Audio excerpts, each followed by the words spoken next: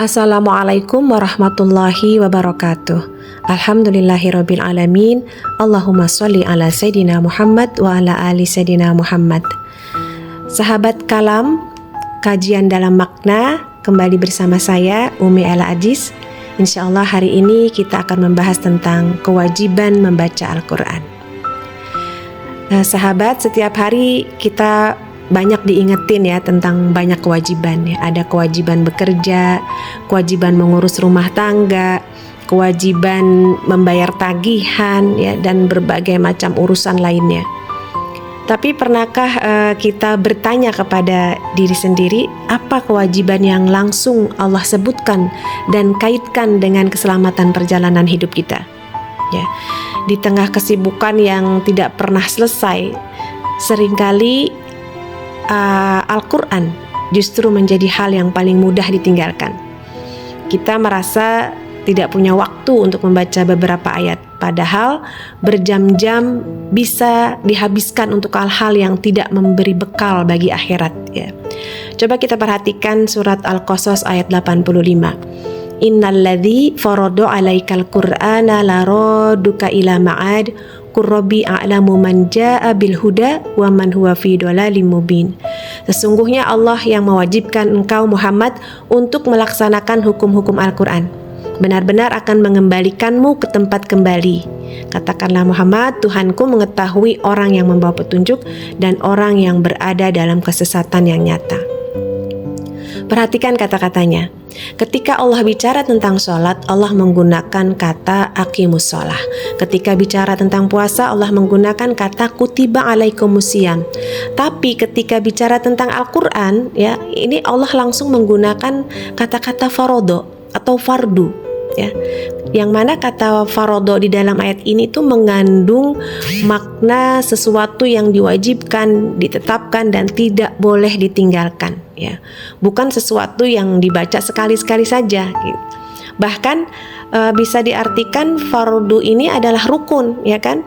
Rukun itu kita tahu adalah sesuatu yang harus ada atau yang harus kita lakukan. Contoh, kalau kita mau buat teh manis misalnya, apa rukunnya? Ya, harus ada tehnya, harus ada airnya, harus ada gulanya. Salah satu saja tidak ada gitu, unsurnya tidak ada, maka tidak akan bisa jadi teh manis. Gulanya ada, airnya ada, tapi tehnya nggak ada gitu. Dan dibolak-balik ya, pokoknya salah satunya tidak ada, maka dia tidak akan menjadi rukun, tidak akan menjadi teh manisnya gitu, karena salah satu rukunnya tidak ada gitu. Jadi rukun itu adalah sesuatu yang harus ada atau sesuatu yang harus kita lakukan gitu ya. Ada rukun iman, rukun Islam ya kan. Nah, jadi bisa dikatakan rukun itu atau fardu itu tuh di atas wajib malah ya. Karena kalau kita kaitkan dengan melaksanakan salah satu ibadah, ada yang rukun, ada yang wajib gitu ya. Seperti ibadah haji misalnya kan, ada wajib haji, ada rukun haji gitu. Apa bedanya? Kalau wajib haji kan masih bisa kita tinggalkan kalau kita tidak lakukan karena uzur gitu ya. Namun kita harus membayar dam. Tapi kalau rukun ya seperti wukuf misalnya, itu tidak bisa diwakilkan atau dibayar pakai dam ya. Jadi harus hadir di situ melakukan wukuf. Kalau tidak maka hajinya tidak sah. Nah, Al-Quran ini menjadi bagian dari rukun iman. Ya kan, rukun iman yang ketiga. Yang pertama iman kepada Allah, kepada malaikat, kemudian ketiga kepada kitab gitu kan. Nah, kalau ada orang mengaku beriman, maka dia harus semua rukun iman itu kan ada 6. Nah, 6-nya itu harus ada dalam dirinya gitu. Sesuatu yang juga dia lakukan dengan keimanan itu gitu. Nah, ketika ada orang mengaku beriman kepada Al-Quran tetapi dia tidak pernah membukanya, bahkan dia tidak bisa membaca Al-Quran gitu ya, tidak pernah membuka, tidak pernah mau tahu isinya seperti apa, sementara Al-Quran adalah petunjuk, menjadi rukun dalam keimanan kita gitu. Nah, bisa jadi bagaimana itu kan, imannya jadi bisa dibilang rusak nggak? Karena salah satu rukunnya tidak dipenuhi gitu ya. Itulah pengertian daripada fardu atau rukun. Nah, ketika Allah mewajibkan Al-Quran kepada Rasulullah, tentu bukan hanya sekedar membaca huruf-hurufnya ya, tetapi menjadikan Al-Quran sebagai teman perjalanan hidup, petunjuk, pengingat, dan penuntun arah ya. Jadi kalau kita renungkan, setiap hari kita membaca pesan dari manusia.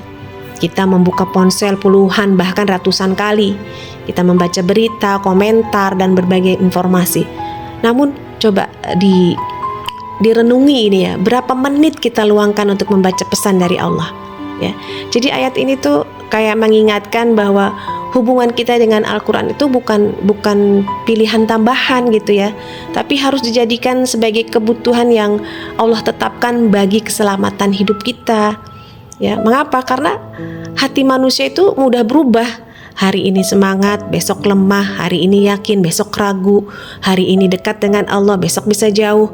Dan Al-Quran ini hadir untuk terus mengarahkan hati agar tidak tersesat gitu ya.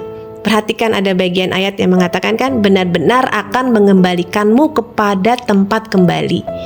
Ya, kita semua sedang berjalan menuju tempat kembali, yaitu bertemu Allah. Tidak ada seorang pun yang menetap di dunia ini selamanya. Ya, jabatan akan ditinggalkan, harta akan ditinggalkan, rumah akan ditinggalkan ya. Bahkan orang-orang yang kita cintai pun suatu saat akan berpisah dengan kita. Namun Al-Quran adalah bekal yang menemani perjalanan itu.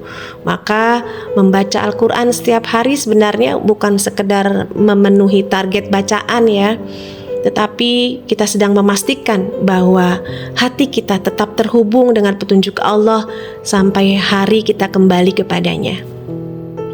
Mungkin hari ini kita merasa tidak punya banyak waktu untuk membaca Al-Quran, tetapi renungkanlah, jika Allah yang mewajibkan Al-Quran kepada kita, lalu kita terus-menerus mengabaikannya, apakah kita sedang menjadikan firman Allah sebagai prioritas atau justru sebagai sisa waktu?